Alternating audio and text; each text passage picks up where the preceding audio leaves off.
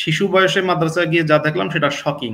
সারাক্ষণ হুজুরের নজরদারিতে থাকতে হয়, হুজুরদের খুশি রাখতে হয়, হুজুরদের অমত করা যায় না। হুজুর যখন বলেন আমার জুতা পরিষ্কার করে দে, জুতা পরিষ্কার করে দিতে হয়। জাহান্নাম ওয়াজিব হয়ে গেছে এমন যদি হয়, তাহলে যে আলেম বা যে ইসলাম শিখেছে এবং ইসলাম অনুযায়ী জীবনযাপন করেছে সে তখন তাদেরকে জান্নাতে নিতে পারবে।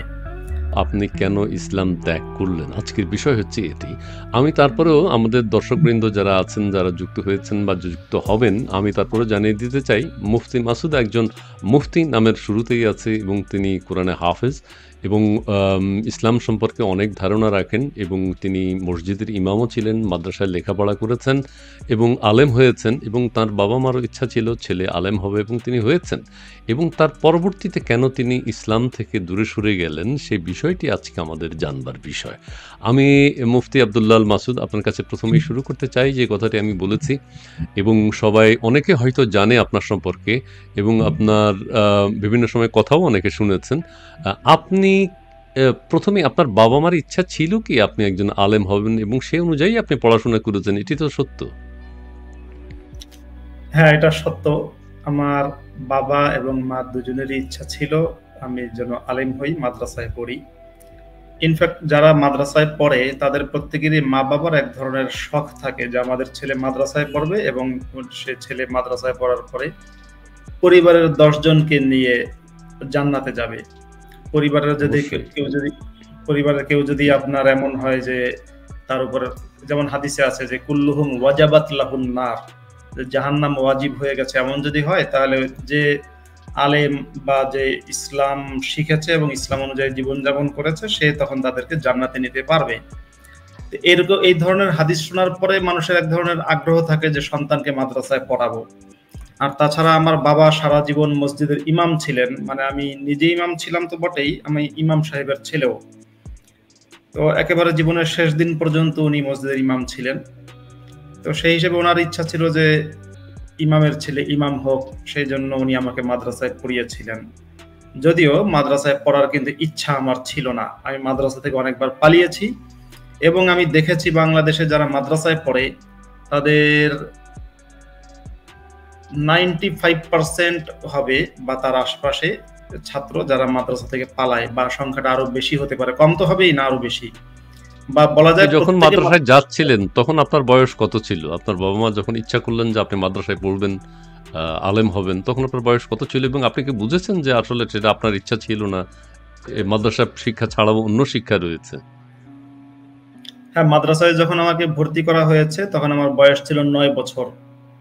এবার মাদ্রাসা যখন দেয়া হয়েছে, প্রথমে কিন্তু আমি মাদ্রাসায় পড়ার প্রতি অনাগ্রহী ছিলাম না, বরং আগ্রহী ছিলাম। কারণ দেখুন, আমি তো ইমাম সাহেবের ছেলে এবং আমাদের বাসায় একটা ধর্মীয় ফ্যামিলি, যেখানে ইমাম সাহেবের ছেলে, সেই বাসায় কিন্তু সারাক্ষণ ইসলামের গল্প, ইসলামের চর্চা এগুলোই হয়েছে। তো যে কারণে ছোটকাল থেকে আমি নবীর গল্প, সাহাবীদের গল্প, তারপরে বুজুর্গানে দিনের গল্প, এদের গল্প শুনতে শুনতে অভ্যস্ত। এবং এই শুনতে গিয়ে নবীর প্রতি একটা ভালোবাসা কিন্তু মনের মধ্যে ছিল, বিপুল পরিমাণ ভালোবাসা যে তিনি অনেক ভালো মানুষ। আর তাছাড়া আমাদের বাসায় ইসলামী সঙ্গীত, যেহেতু প্রত্যেকের কিন্তু সঙ্গীতের প্রতি একটা আগ্রহ আছে, আপনি জানেন মানুষ গান শোনে, তো হুজুররা শোনে ইসলামী গান, যে গানের মধ্যে কোনো মিউজিক ইনস্ট্রুমেন্ট ইউজ করা হয় না, থাকবে না। তা আমাদের বাসায় ছোটকাল থেকে আমি সেই ইসলামী গান শুনেছি। সেই ইসলামী গানের মধ্যে অনেক গান আমার এখন মনেও আছে ছোটকালে শোনা। সেই সোনালী দিন, সেই সুখের দিন, আবার কবে তারা আসবে, আবার কবে তারা হাসবে, এরপরে তেমন মানুষ মিলবেন আর এই ধরাতে, এরকম একটা গান আছে মোহাম্মদকে নিয়ে।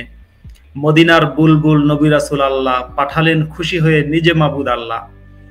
এই ধরনের প্রচুর গান শুনেছি, যেখানে যে গানগুলোর মধ্যে মোহাম্মদকে আপনার অসম্ভবের চেয়েও ভালো মানুষ হিসেবে দেখানো হয়েছে। এবার সেগুলো বিশ্বাস করেছি। মেইনলি এই সমস্ত গান কিন্তু গাইতো জামায়াত ইসলামীর এই সংগঠন, অঙ্গ সংগঠন আছে কিছু, এবং কিছু তাদের সাংস্কৃতিক সংগঠন আছে, তারা এই ধরনের ইসলামী গানের চর্চা করত।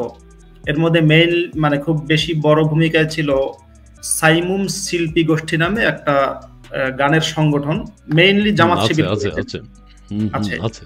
ওদের প্রচুর পরিমাণে ইসলামী গান ছিল। ছোট থাকবো না মোরা চিরদিন, বড় হব নিশ্চয় একদিন, সেদিন তো আর বেশি দূরে নয়, খোদার বিধানের আনবো বিজয়। প্রচুর ইসলামী গান ছিল, সেগুলো অনেক গান আমার আজও মুখস্থ আছে। তো একটা জিনিস দেখুন, আমি গান শুনে শুনে, মানে ইসলামী সঙ্গীত শুনে শুনে, বাবার কাছ থেকে গল্প শুনে, হুজুরদের ওয়াজ শোনার মাধ্যমে বা মহল্লার লোকদের কাছ থেকে শোনার মাধ্যমে মোহাম্মদের প্রতি আমার যে একটা ধারণা ছিল, সেই ধারণাটা ছিল অসম্ভব রকমের উঁচু ধারণা।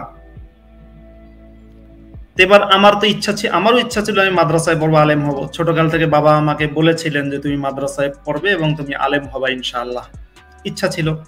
এবার মাদ্রাসায় যাওয়ার পরে যা দেখলাম সেগুলো কিন্তু সবই ছিল শকিং।